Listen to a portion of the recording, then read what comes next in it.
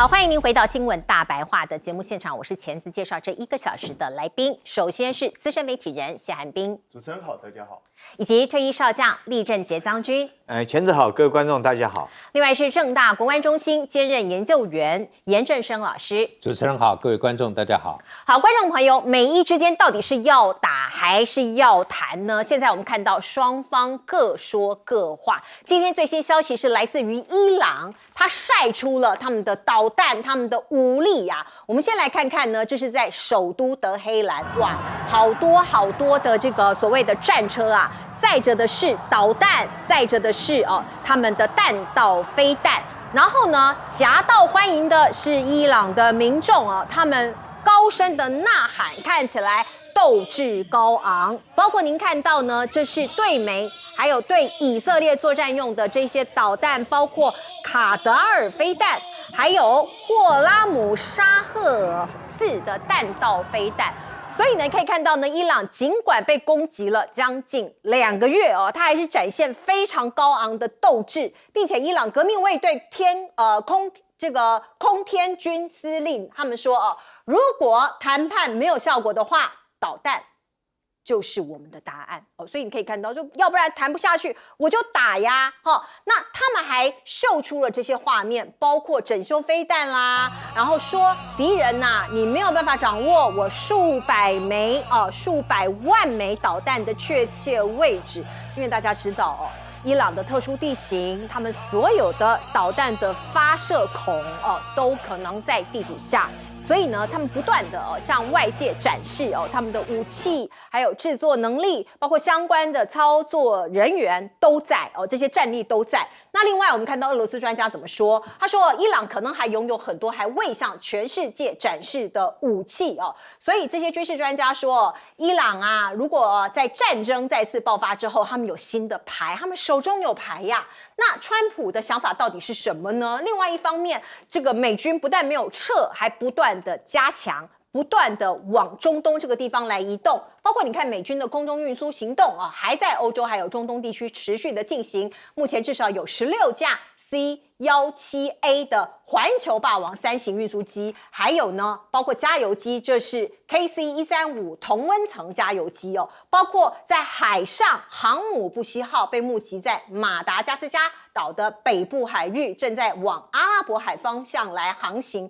您看到这3艘美国的航母战斗群，包括林肯号部署在阿拉伯海，福特号现在完成维修，处于红海北部，布希号我刚刚讲了，正由南非的海域北上预计在数日内会抵达中东。所以呢，美军大军集结那是不是这个三个航母战斗群会转为作战状态呢？谁都说不准所以呢，这个和谈到底有没有望？包括这个川普有说会延长停火，然后不解除封锁，讲的就是这个荷姆兹海峡。可是伊朗不是这么想他说你是失败方你哪有资格跟我谈条件呢？包括伊朗国会的议长就说你是失败方你持续的围困还有轰炸是一样的如果你谈条件的话，所以他们伊朗会以军事来作为回应。所以呢现在所谓的延长停火，然后要来谈判这件事情，在伊朗这边他们并不接受所以我们不知道是不是在礼拜3或礼拜4这个美国所谓的在伊斯兰马巴德这个地方的停火，或者是相关和平的谈判会不会进行？我们再来看看《卫报》这一篇分析，他说有人一天放话7次，川普一天到晚在他的 social media 上面放话，就像1人版的聊天群组。当这个群组本来有我、有兵哥、有将军、有老师，结果你们3个都走了，我一个人就在那边自言自语，讲的就是川普一个人版的聊天群组。所以呢，美伊的谈判更加的困难那川普呢，他的操作让美国的媒体搞不懂，美国的官员也私底下跟 CNN 承认，鉴于谈判的敏感性以及伊朗人对于美国的不信任，总统的公开评论对谈判有害。意思就是说川普你最好闭上嘴，不要再讲了。可是川普哪里会听大家的话呢？我们来看看美国的最新民调，川普的支持率现在只剩下37%，有近70%的民众对于伊朗战争感到不满。来，先请教将军。我认为这确实没错哈。这场本来我们很希望说是在这个巴基斯坦这场谈判，双方可以最起码有个框架可以谈出来，但是没想到哈，居然就破局了。这破局其实最大原因就是川普在那边乱讲话。我举一个很简单的例子，为什么川普的话让这场谈判最后走向破局？其实这场谈判，我觉得这个谈判双方的代表应该都带着他们最高领袖的一个最低的红线在这个地方进去谈。但是我们知道，如果说是两个国家这个仗已经打了40几天哈，如果要谈的项目一定很多，那绝对不是一言两语就可以谈出一个结果出来。那场谈判谈了21个钟头，当然这个谈判的过程，不管谈判怎么样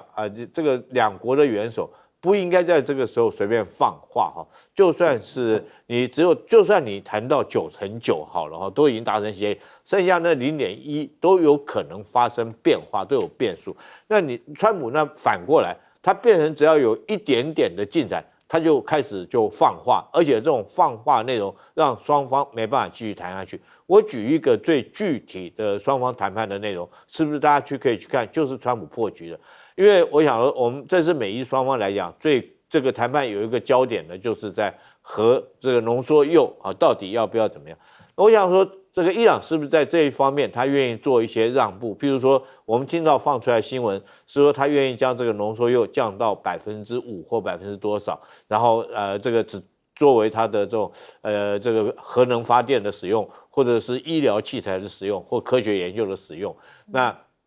但是他做了这些让步之后，而且是说这给他5年的时间嘛，他5年之后，这5年不发展这个铀的这种核武的科学研究发展，那美国是讲说要20年。可是当这双方有一点进展，我们看到有一点眉目的时候，川普讲的是什么话？川普说这个伊朗说全部要交给我美国，那你完蛋了，你这个话一讲你想想看，这个伊朗的谈判代表就是他们议会议长，他回去他怎么去跟革命卫队交代？革命卫队一定会说你在那边怎么会答应人家说这个浓缩铀全部要交给美国？所以那这个议长就干脆我就不谈了，免得我讲一半，对，愿意释放一点善意，你川普去夸大去做解释，让这谈判没办法谈下去。那现在我认为说这场谈判你也看得出来，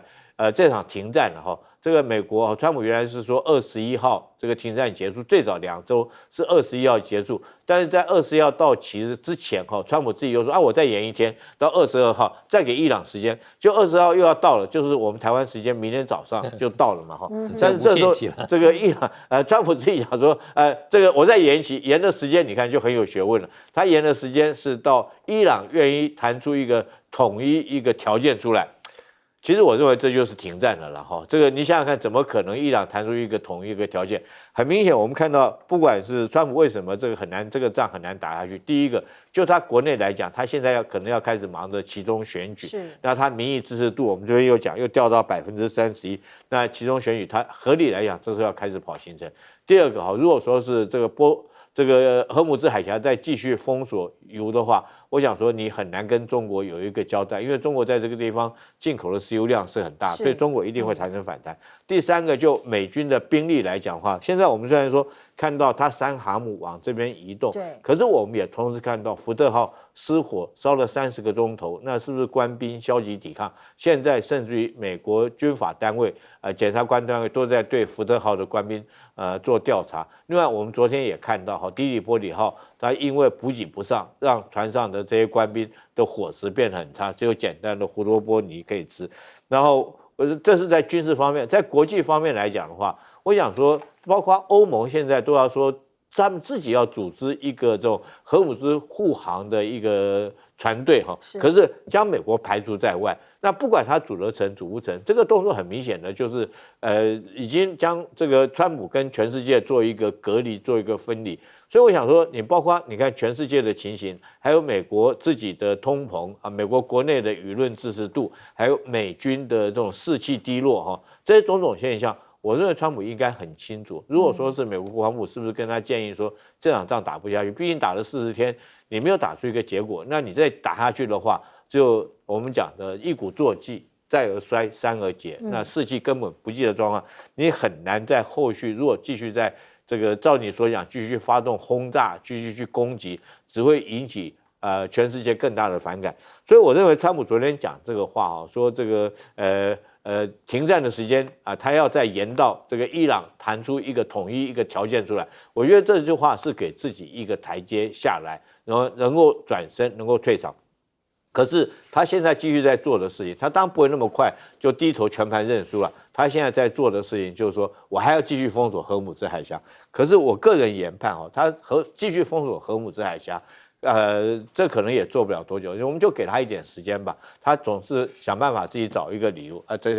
再次下场，不然你继续封锁荷姆兹海峡，第一个你美军的兵力耗在这个地方去做这种事情，就像是我们开个战车到处去抓小偷一样，没有必要第二个来讲的话，你会引起全世界的这种通货膨胀继续高涨，尤其是中国会更受不了。所以我认为，川普这场仗他大概已经认怂了，他知道说是没有机会获胜，所以他才会讲这种放出这种停战，也是他，我认为就是他一个这种下台阶了。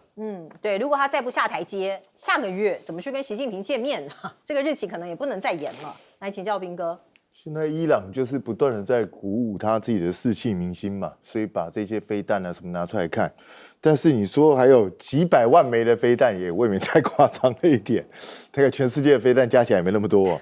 对啊，所以当然这就是一种夸张的，然后就向敌人耀武扬威的一种方式。那事实是证明了，就是美国至今没有办法掌握伊朗到底剩下多少飞弹，他是不是还有持续制造的能力，甚至他有没有新式的武器。这一些看起来美国跟以色列这个显然没有办法知悉所以我个人是认为这一次美国跟以色列恐怕犯了一个很重大的错误，就是他们这次情报虽然他确切掌握哈米营的行踪，成功斩首，可是他对伊朗真正军事实力的掌握其实是有缺陷，情报收集的不够完备，所以才下了错误的判断，导致现在这样的一个僵持不下的一个结果。那当进入谈判之后，大家都知道，谈判这个时候最好不要添乱，最好先让谈判团队让他们继续去谈，外界的干扰越少越好。可是川普刚好反其道而行，所以我好几天以前我就讲，川普如果想要这个谈判成功，最简单的方式就是先闭上他的嘴。可是他就是不愿意闭嘴，他就是每天不停的发 Twitter， 他一直发那个 True Social 这边一直发，你发这些东西到底？请问一下，对整个局势有什么注意吗？而且这第一个很糟糕的就是，伊朗那边看到你又在那边胡说八道，当然心里头很不爽。请大家注意最近有没有注意到这几天以来，伊朗那边鸽派的声音几乎都不见，现在都只剩鹰派的声音。因为很简单，因为川普彻底惹火了很多人，所以让现在伊朗内部的这些鸽派恐怕已经没有什么发言的余地。是。那另外一个方向来看的话，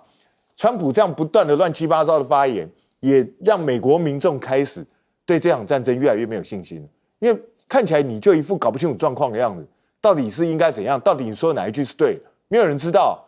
所以他的支持度当然不可能会高，你会让美国民众也跟着你一起焦躁，因为川普现在所有的行为感觉上就是一个非常彷徨无助，然后又非常急躁、暴跳如雷的一个老人。然后他不知道该怎么办，只好一直不断的宣泄自己内心的不满，然后在那边讲这些东西。那讲这些东西不但于事无补也就算，还把局势搞得越来越乱。所以未来这个谈判如果想要有一个初步的成果，最好的一个方式就是川普减少发言，甚至最好不要发言。会叫他闭嘴，可是谁能叫他闭嘴啊？这就是问题的所在，没有人能够叫他闭嘴，唯一能够叫他闭嘴的就是他自己。所以他如果没有意识到这一点的话，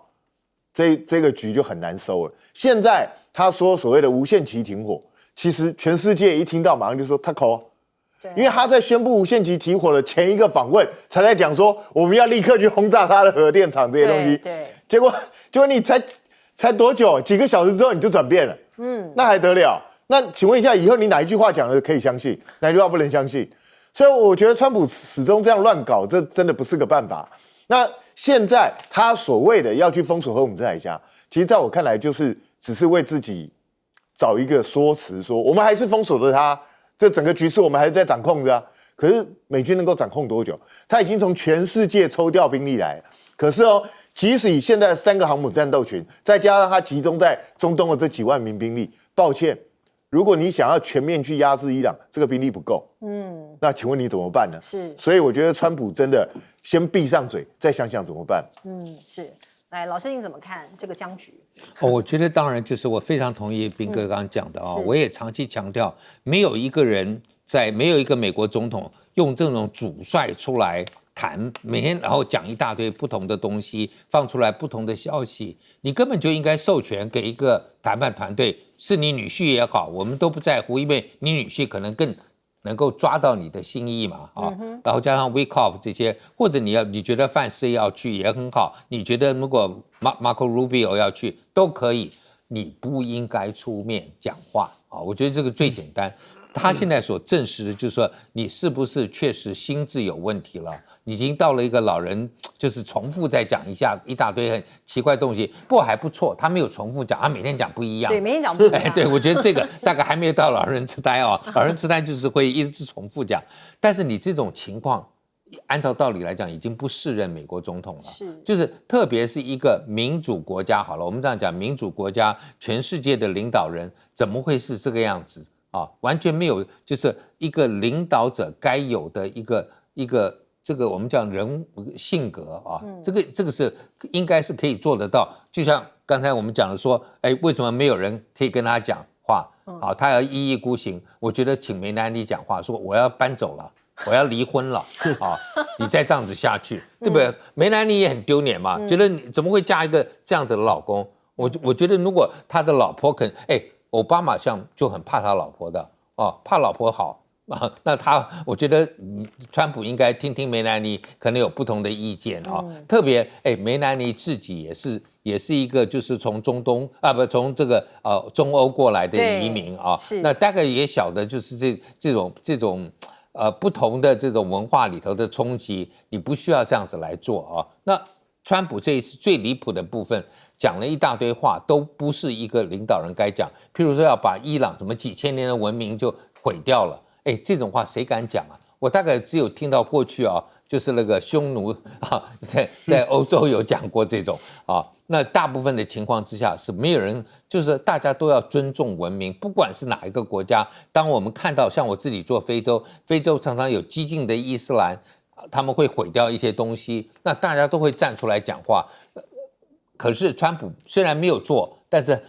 嘴巴这样子讲，我觉得是更离谱，因为你就是一个世界第一强国，你怎么可以来做摧毁古老的文明？他如果今天觉得伊朗的古老文明可以摧毁，那会不会以后要摧毁中国的古老文明？不很难讲嘛。对，不过我们来看看一则最新的消息这是我们刚刚收到的外电报道，荷姆兹海峡现在又爆发冲突了。英国的海军说伊朗炮艇开火袭击货船，这是当地时间早上接近8点钟的时候，有一艘货轮在阿曼外海大概15海里的地方，临近荷姆兹海峡的战略要道遭到一艘隶属于伊朗革命卫队的炮艇袭击，现在并不知道它受损、受伤或者是伤亡的情况。可是这个传递的一个讯息，伊朗又再度开火，又再度回击了，所以这场战争有没有可能继续下去呢？我们先来看看，包括美军在伊朗战争中，照理说你有最好的武器，你世界的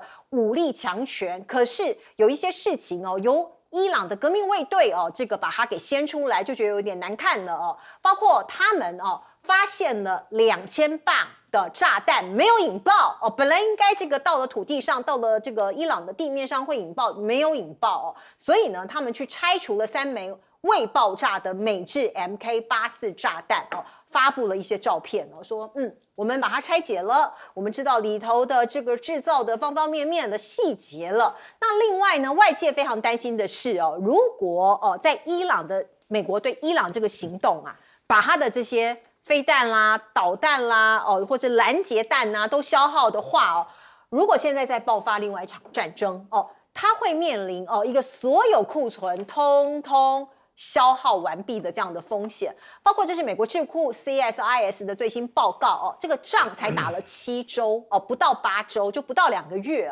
包括萨德爱国者飞弹已经消耗大概1半。精准打击飞弹消耗45%，战斧飞弹消耗了30%，联合空对地远攻飞弹消耗了20%，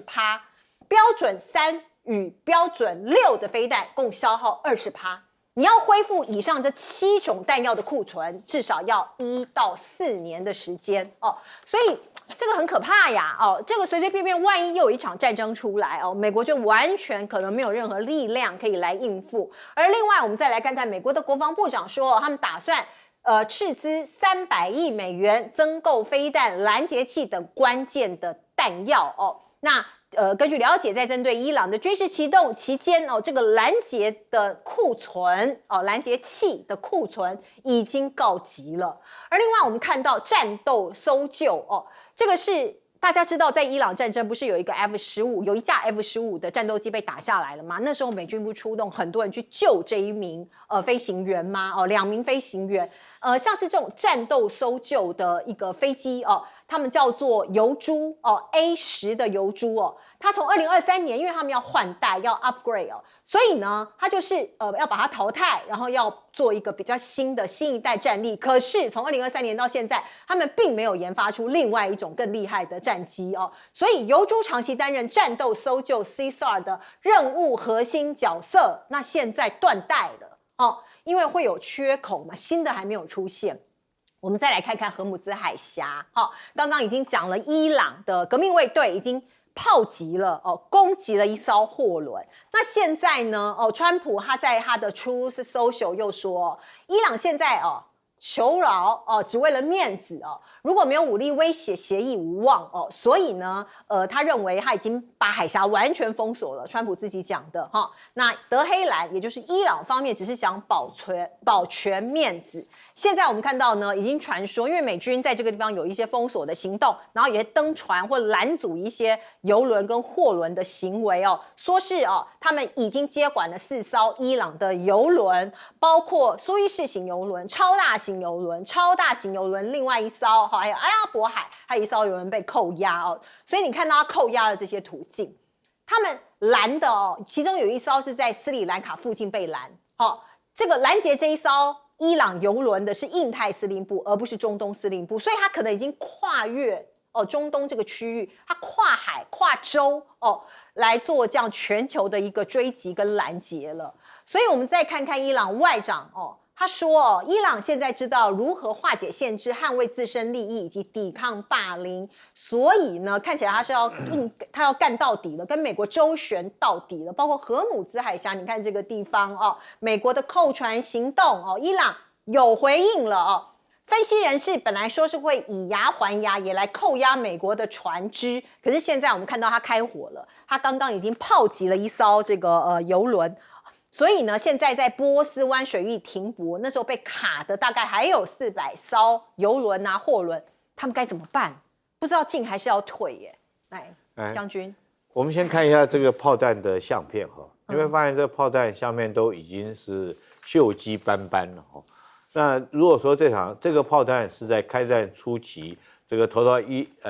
朗，然后是一颗未爆弹的话，也不过才1个月的时间就已经锈迹斑斑。那代表什么呢？其实你要保存炮弹，并不是这么简单跟容易的你如果说没有定温定存，或者是很好的储存空间来讲的话，那这个弹药很快就会损坏或者锈坏掉。你要知道，很多弹药里面的这种发射药或者是爆炸药都是化学东西，化学东西一定是要保存有它的一个原理在里面的。那如果说一颗炮弹只要露在外面，也不过就是1个月的时间就已经这样锈迹斑斑，那你更何况飞弹跟导弹里面有很多的这种晶片或者是电子元件，那你要保存事实上是更难的。所以我讲这个意思就是说，这个美军为什么堂堂一个美军，大家会觉得说怎么可能会缺弹药呢？我跟你讲，他就是缺弹药因为他的弹药有多少量，当然是跟他自己会去计算。就我打一场仗，我需要用到多少的导弹，多少飞弹，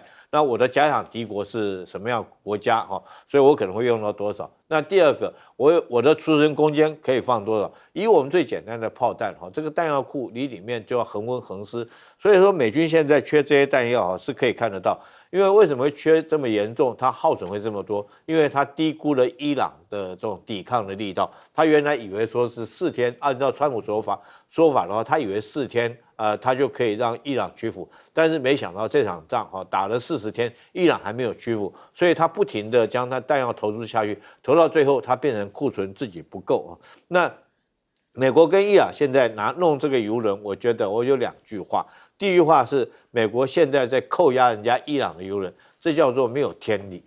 那伊朗如果说是在荷姆兹海峡打不到你这个其他国家的船只来讲的话，这叫没有地理怎么讲呢？伊朗它就是控制荷姆兹海峡，你看它一艘，我们刚刚前面那个片头所讲的，它只要一艘炮点出来，你美国根本就很难去发现它，可能在雷达波上面它只是一个很小一个波点它从它躲得这种岸边的岩缝里面一条炮点出来，就可以对你一艘油轮来发动攻击。所以说，因为它占了地理的优势，所以伊朗可以很轻而易举的达到封锁荷姆兹海峡目的。所以我说，伊朗如果说不能封锁荷姆兹海峡的话，那就没有地理，它就是因为地理上有优势。那为什么美国到处去扣押人家的扣押伊朗的油轮？我说是没有天理的，就像是2个男人打架，你不能一天到晚去，你打不过这个对手，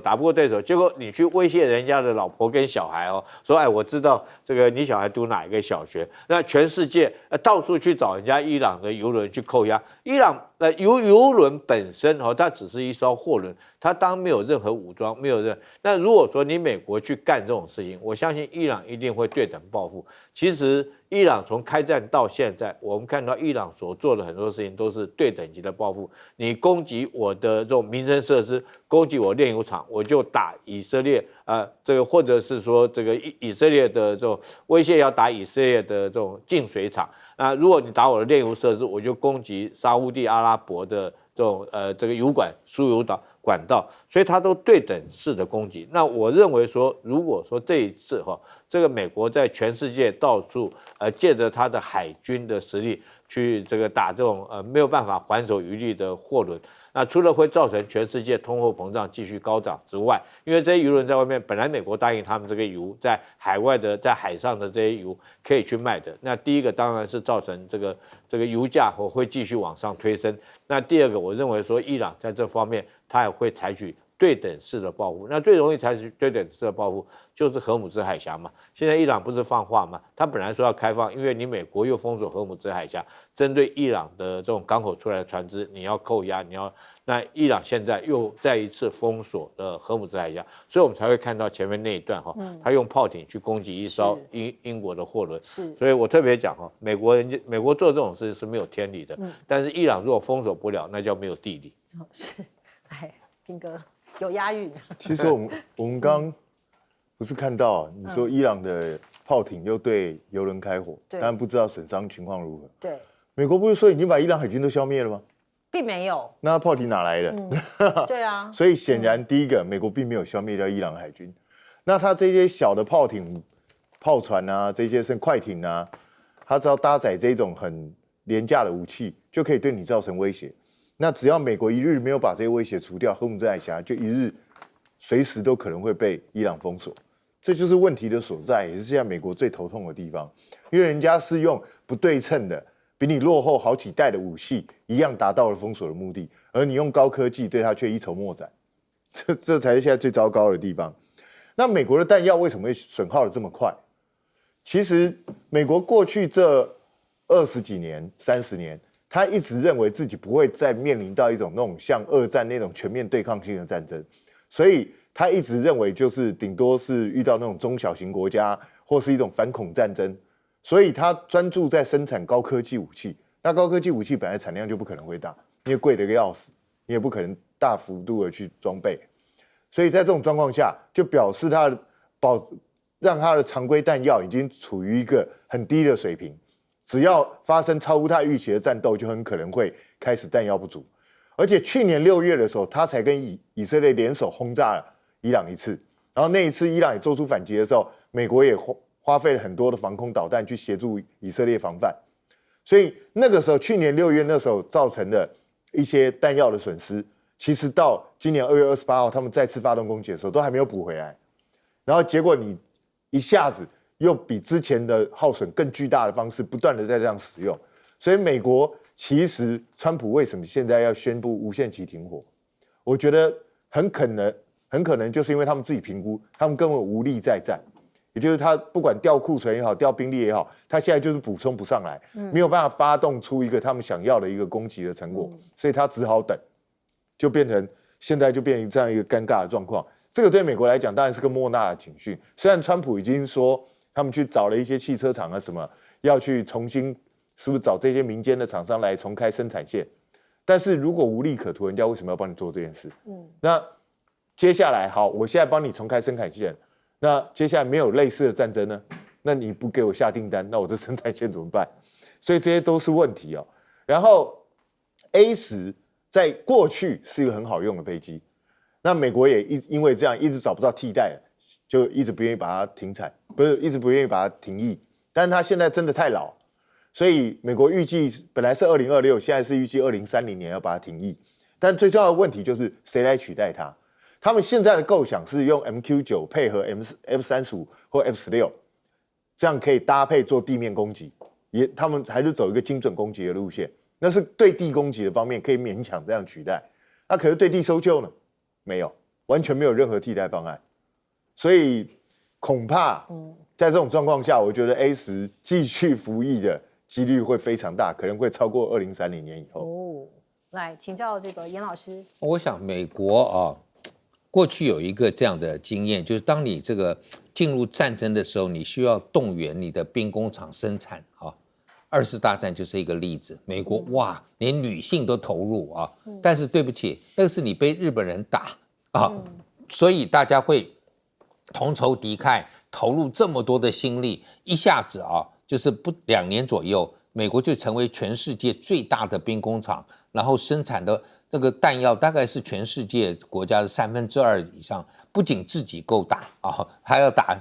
太平洋战争，要打欧洲战场的战争，还可以提供给他所有的盟友啊来打。那这个是为什么？就是美国绝对有这种能力动员起来打一个战争。但是问题，你川普现在名不正言不顺，你怎么去动员啊？大家有这样的爱国心吗？就是说，这个到底是不是你的战争，还是美国人的战争？如果是你的战争，我为什么要来动员？那刚刚彬哥也讲了，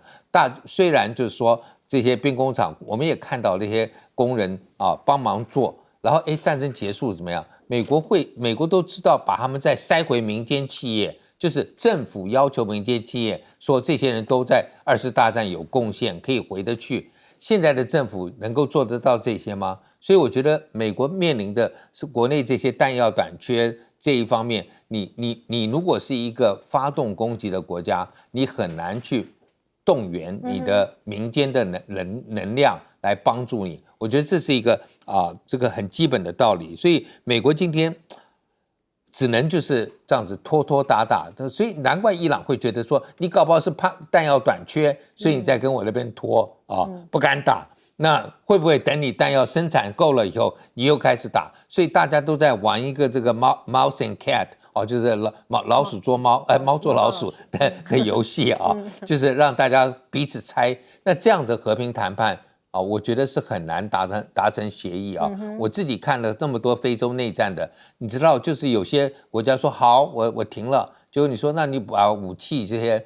联合国监督嘛，就把它交出来，结果还发现谈判谈得不顺利，他又回到丛林，把它又挖出来。他说你不是把它交出来，他是把打烂的不好的就丢出来，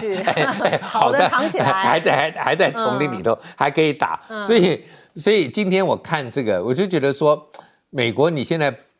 弹药生产不够，你必须要有正当的理由，没有正当理由，我觉得你不要再玩下去了。是，而且才2个月，美国的武器有一半，我们刚刚有讲了。都消耗殆尽，这个也让人家太过的惊讶了。不过我们再来看看呢，说到川普，他不断的在他自己的 social media 上面发布一些言论昨天他指责一个国家中国大陆他说我们昨天拦下了一艘船，上面有一些东西不太好，或许是来自于中国的一份礼物，让人有点惊讶。因为原先认为中国国家主席习近平之间有某种共识，他是有点在指责中国大陆说，你是不是送了一些什么东西要送去伊朗那中国大陆的外交部发言人就有回应哦，他说：“据我了解，有关船只是一艘外籍集装箱的船，中方面反对任何的恶意连结和炒作。”言下之意就是说，不关我的事，没有这件事情。那我们来看看呢，这个伊朗战争对于中国大陆是帮忙还是对它有消耗呢？我们看到外媒就说，中国大陆有一个布局有可以变成他们的关键筹码，包括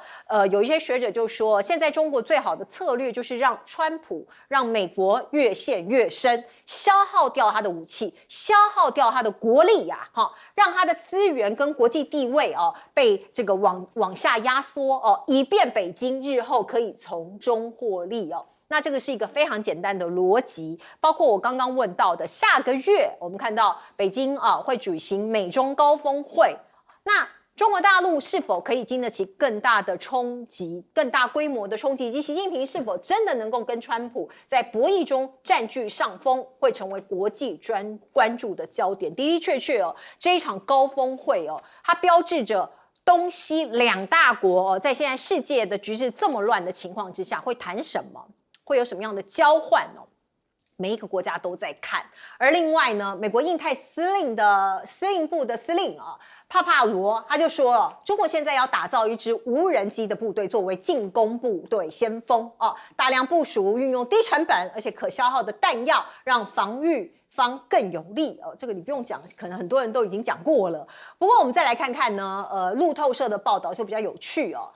说是美国的海军神盾舰会配备爱国者飞弹。如果真的是事实的话，这也是爱国者系统将第一次部署于海上。过去它看起来都是陆基的嘛，那现在要部署在船舰、在军舰上面了。那另外呢，像是美国的国会有一些参议院的一些委员他就说这个中国的发展在军武方面太吓人了所以核军控的谈判必须拉进来，可能要做一些某些方面的限制而我们看到呢，美国现在呢怀疑东怀疑西，包括所谓的国安隐忧，中国大陆进来的东西可能都有国安隐忧包括太阳能所以现在要专案审查了，有没有可能里头会窃取美国的国安机密呢？不过这个就有点匪夷所思了，这是什么？大蒜？我也不懂中国大蒜被美国列为国家安全威胁这是怎么一回事呢？美国驻美大使中国驻美大使谢峰就说好奇怪我连做梦也没有想过，怎么会连大蒜都是国家安全威胁呢？他觉得这是草木皆兵。而另外呢，在非洲我们看到非洲的一个国家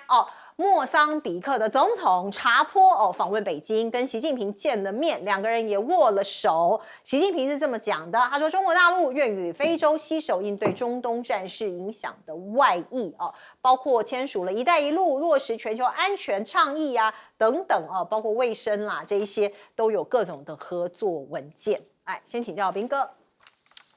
这个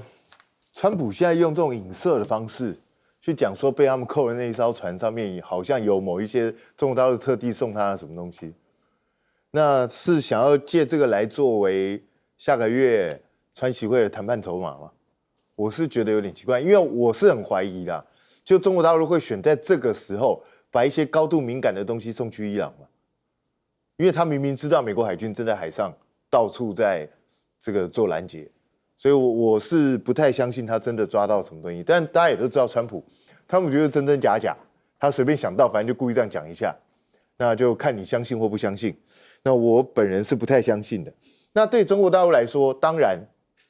荷姆兹海峡被封锁的久，它的经济也一定会受到影响。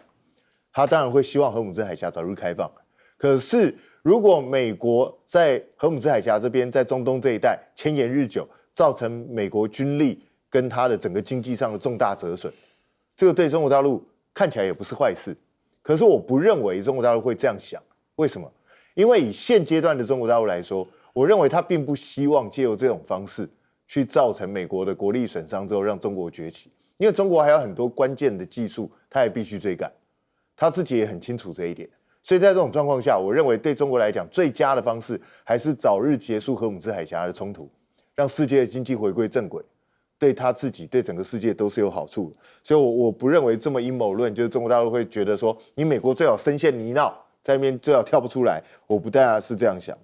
那中国大陆在打造无人机为先锋，这个还需要他啪啪罗讲吗？对，这就是大家都知道的。对啊，全世界都在这样做，不是吗？那防卫部队当然你用无人机来，最好我也是用无人机对抗你。可是问题是，这就是牵涉到数量跟你的科技的问题了。也就是以台湾，我们虽然是防守方，我们有没有办法去建造这么庞大的数量？你要建造这些数量，你要有办法库存操控，然后还要藏匿到他打击不到的地方，然后你在科技上是不是能够跟对方对抗？这些都是挑战。目前不要说台湾啦，美国都好像没有一个很妥善的这样的一个办法，所以我觉得这个都还是要去思考。那把爱国者上舰去防御这些极音速导弹，是美国早就在规划的事情，已经在做了。他估计最快大概可以到2027年底才让他上舰。可是他就算上了舰，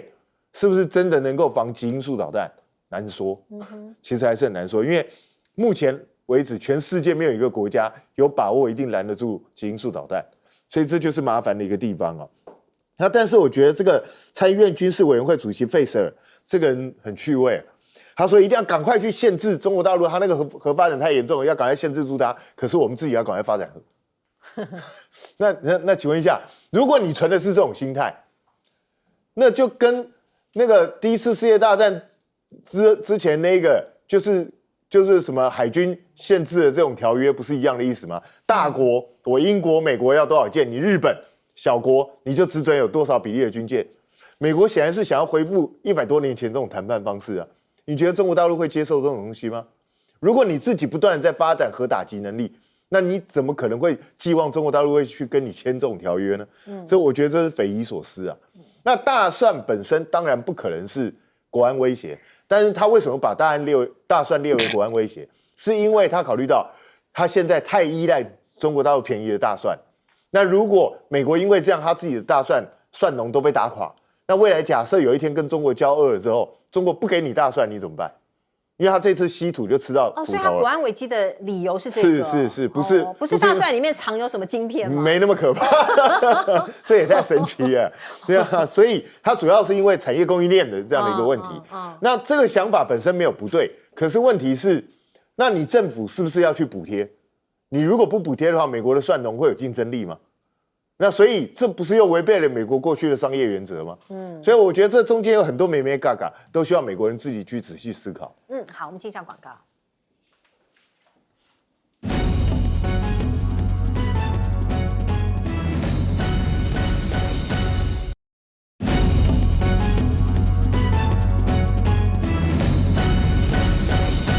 好，我们请教严老师，包括非洲也有一些这个元首去见了习近平。对，我们因为最近非洲比较热，是因为赖清德总统没办法去斯瓦蒂尼访问嘛那本来一开头昨天传出来是莫桑比克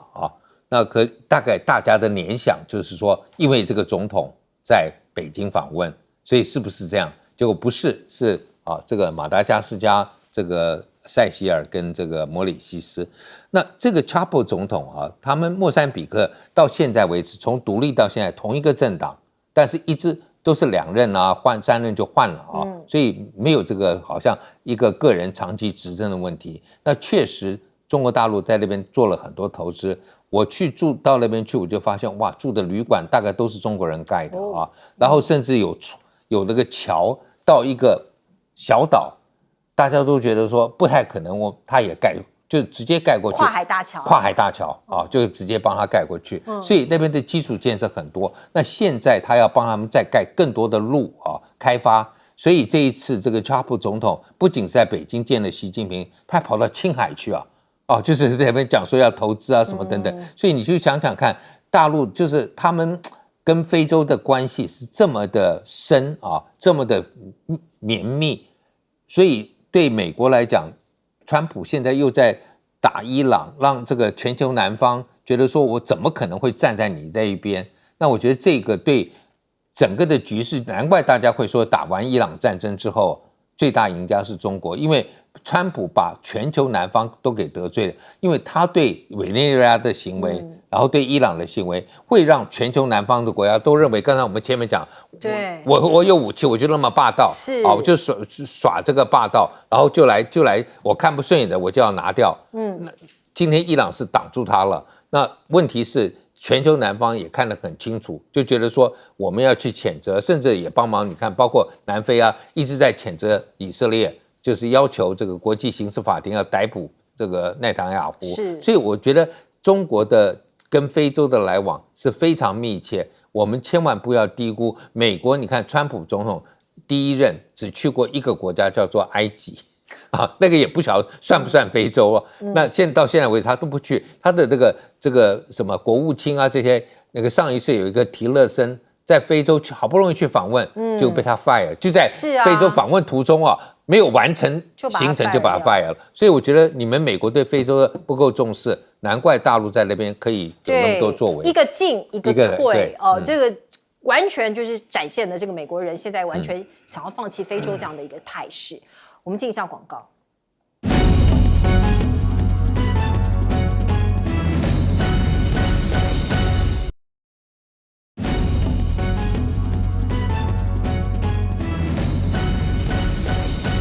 好，我们请教将军怎么看啊？现在包括美国鼓吹中国威胁论。我觉得川普这时候讲这话很明显的，这个仗打不赢就开始这个找中国背黑锅，用影射的方式。我们经常讲一句话。这影射的杀伤力最大。对，那你说是有礼物，其实这条美国拦截的这条集装箱的货轮，事实上是从伊朗港口开出来，那在荷姆兹海峡安曼湾的地方被拦截。如果中国这个要运这个我们讲说要运东西，要运礼物给伊朗来讲话，应该是从中国出发，然后经过这个荷姆兹海峡再进去嘛？那怎么从里面出来？不太可能是中国要送东西。但是美国讲这种话已经不是一次了，在这我记得是在之前没多久，美国的 F-451飞行员被击落的时候，那时候美国也开始甩锅中国，说因为中国是不是提供了红鹰6那种监视型的导弹？然后才让他们美军这个战机被击落，但是大家都知道，伊朗自己本身也有监视型的导弹不是靠美国。然后之后，这个川普又讲一些话譬如说他曾经也讲过，说如果说是不管任何一个国家如果提供武器给伊朗的话，他要科50%的关税。这时候他讲的话，现在又冒出这种事情。我觉得你仗打不赢你就不要到处去甩锅给别的国家。那中国在这场战争里面，他态度很明确他劝和止战的这种态度非常的明确。那如果说这时候他有任何偏袒或任何东西把柄落到美国或落到这个沙特的手上，我觉得就会失去他这个主持公道、担任一个斡旋国的国家的一个角色。那另外，美国来讲，确实是他这个所谓国安的威胁可以说是这个草木皆兵了这个佛州这个议员叫史考特，他特别说这个大蒜是国安问题。你如果说是这个电动车，你说是国安，我们还可以接受，说会收集相关的数据传回去中国。你说起重机，我们也可以感受得到运了多少货，掉了什么样的物品或许你可以这样讲。可是大蒜，难道说是这个美国人吃了几颗大蒜，会让中国从其中可以分析出来你国安的问题吗？但是这件事情美国现在来讲确实这史考特参议员已经要求说是不可以将中国的大蒜卖给这个美国的军营里面，不可以卖。这不禁让我们想象说是我们台湾。